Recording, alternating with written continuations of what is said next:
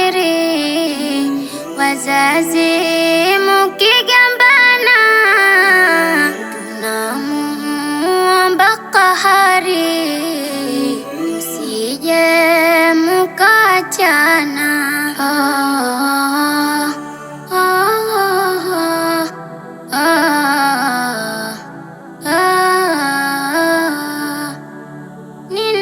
Ninamuona Azizi, wazazi wakutengana, kakosa mema malezi, yalea baba na mama. Sasa amekuwa mwizi, ameshakata kusoma. Leo akiona ndizi, kwa kesho haipo tena. Mwana subira sana, changamoto kitokea, mdumu baba na mama, tuombavyo kwenye ndoa.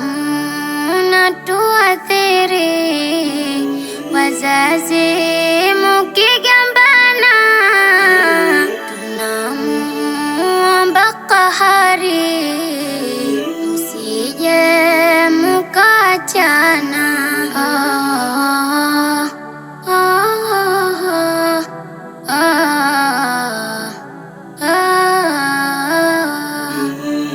Kibaya kitendo hiki cha wazazi kuachana, hujengeka kubwa chuki pande ya baba na mama.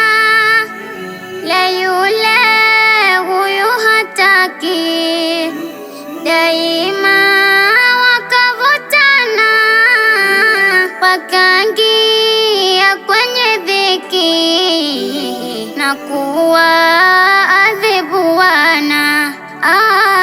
Mwana subira sana, changamoto kitokea, mdumu baba na mama, tuombavyo kwenye ndoa. Tashuhudia harusi zafanyika nyingi sana, zikakumbwa na mikosi kwa wazazi kutengana.